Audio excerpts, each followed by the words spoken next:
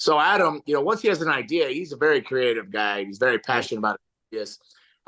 When he went over and he chose to start working with AEW, he still had that idea. And about 2 months prior, a month and a half prior, he called me up and said, "Hey, these guys all thought it'd be really cool. What do you think about coming in and finishing up that idea and coming out at Double or Nothing and helping me out and having a little reunion?" And I said, "I would love to."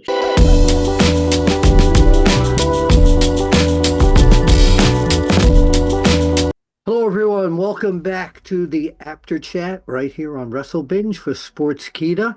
And it's very rare that I get someone ghoulish on the After Chat, and someone I've known for many, many years. His given name is David Heath, but he's Gangrel. Welcome to the After Chat. It's the first time we've done this. How are you doing, sir? How you doing? I'm good.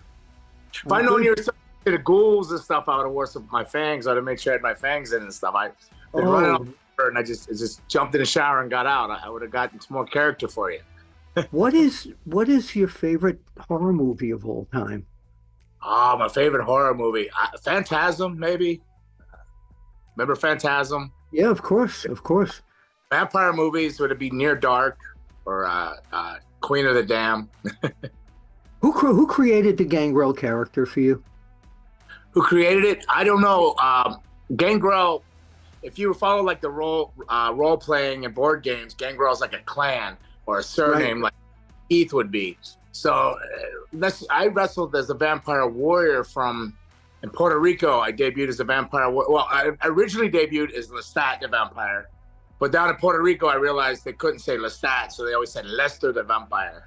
And so Fritchie Martin, Pierre Martel came down, took the book over in like 91, and he said, "I don't know what this Lester is, but you're a warrior. So you're the vampire warrior." So Fritchie Martel gave me the name Vampire Warrior. Yeah, so, I remember we covered the Vampire Warrior in the magazines back then.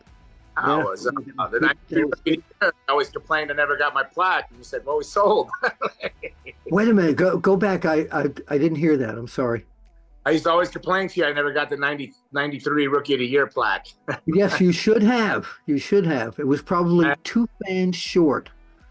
I think they just sold or something, so I missed it or something like that. But so I did the Vampire Warrior, which eventually, went to Memphis. I was in Puerto Rico, Memphis, did some Japan stuff with it, and then ended up, they were going over names.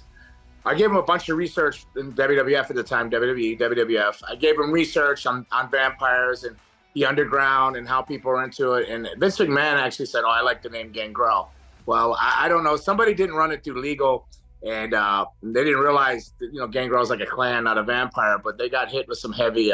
They had to advertise that masquerade for a while and pay them a certain amount of money. But over a period of time, I ended up filing and ended up with the trademark. So I have the Gangrel trademark now, so I'm able to do whatever with it.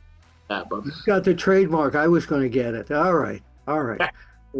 So WWE, the beginning of the whole vampire thing, it was you. It was the Brood there. The Brood.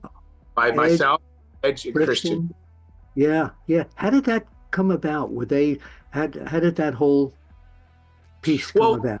Well, they hired me when I was on an All Japan tour, and they told me I had a job and everything. And then when I came back from Japan, and they said, "Well, you might not wrestle for a year. We don't know what to do with you." And in the process, they had already signed Adam, and he was there, but I don't know if they knew what to do with him. They had him maybe reading some kind of poetry like Jim Morrison or some kind of dark character like that, but they didn't know.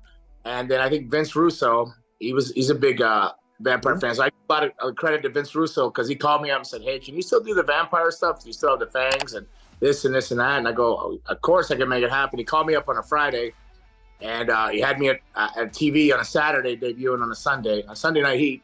So they taped it. They came up with that entrance, that music, and everything. So with that, they channeled me into Work Edge. And then I don't know. I used to pitch. You ever see the movie The Lost Boys? I have, yes. Yeah. I always wanted a group of vampires, or wanted to be in a group of vampires that were cool and young and hip with leather jackets and chains that would jingle and stuff. So I was always pitching a group of vampires to him. And I believe it was Vince Russo. I would tell him about the Lost Boys, and that's how the Brood came along. He said, "Oh, well, put you at Edge," and then Christian came in, and first Christian came in as his brother, as a feuding Edge, and they never really explained anything if I was a brother or if I tried to turn them into vampires. They never even used the word vampires, if I remember right. I don't think they've ever referred to us as vampires. And gothic lifestyle, I think they would say. So eventually we evolved into the Brood with no story. We don't know why we were the Brood or how we were the Brood. Just maybe we were from a village from Romania or something like that. But Transylvania. Pennsylvania. Yes. Yeah. So that ran for quite a long time, the Brood. No, people think that it was. I've had a conversation with several people, and I go, "How long do you think it really ran, the Brood?" And someone would say 3 years, some would say 2 years, and then I would go, the Brood only lasted 8 months. Really? It seems so much longer. That short of a run, yeah. Yeah. So now let's go really fast forward, okay? Double or Nothing, pay-per-view, AEW. Kind of a reunion of the Brood, so to say, or part of it. So here is Adam wrestling, and you come out at the very end. You come out from under the ring. There. How did all this happen? How did the whole thing take place? Well, a while back when Adam Edge was in WWE, he had pitched to me SummerSlam. He started planting seeds, hoping for me to come out at WrestleMania. But he recently just did an interview explaining all this, where he just hit a wall. Nobody wanted it. They said they wouldn't remember it, and he just said it wasn't a mountain to die on. He tried all different directions and it got shot down. Basically, the word that came back to him is he said the people wouldn't remember, the fans wouldn't remember. So Adam, once he has an idea, he's a very creative guy. He's very passionate about it. When he went over and he chose to start working with AEW, he still had that idea. And about 2 months prior, a month and a half prior, he called me up and said, "Hey, these guys all thought it'd be really cool. What do you think about coming in and finishing up that idea and coming out at Double or Nothing and helping me out and having a little reunion?" And I said, "I would love to." So Adam has always been. He's one of those guys that can't say enough nice things about. He's an amazing human being. He's just I trust him all my life. He's always trying to do the right thing. He's always trying to look out for myself and his friends and stuff. So I think he was just. In his way, he wanted to finish the storyline. He wanted to be kind. Well, I was talking to him today, and he told me there's no way a broken leg was going to stop him from having that moment at the end, getting up and having a hug after the match. And he was spending his birthday with his daughter today, and he's just an amazing human being. And he just wanted to go full circle and kind of give me one more moment, I guess, per se, out there in front of good size, good crowd in the MGM, and it was a blessing, and I love it. You mentioned something, so that, and I want to go back into this whole thing, but you mentioned about the broken leg, etc. Did you saw the spot, obviously? Were you somebody like Adam Copeland, who's been around a long time, and he's in his 50s, and he still looks great, and he works great, but did you think that jump from the top of the cage might have been a little too much for someone who's a veteran at this point of doing this? Or do you just get that adrenaline and what the hell, I'm going to do it? Well, I'm guilty I work every weekend. I'm working, 3 shows a week, 2 to 3 shows a week every weekend. You get in the ring. I'm 55. I believe he's 50. And you get in there with these younger guys. In his situation, I mean, that's a bigger stage, that's millions at home watching on pay-per-view. That adrenaline gets you. You forget that you're 50, 55. Right.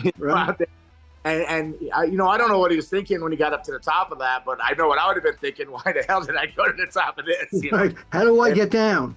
Yeah, I'm already up for it. And then once you probably think that, once that crosses your mind and you're up there, it's doomed. You're willing something upon you. But I don't know what he was thinking. He got up, once he got up there, I would have never went up there, but I'm afraid of heights. But he's climbed those ladders. He's done all the ladder matches through the years. So he's familiar with getting up there in a little bit dangerous places, but yeah, it didn't end well, and you know, I'm so sorry that happened, but it's just such a bummer on top of such a great moment. But do I think he needed it? No, he was over. People love him.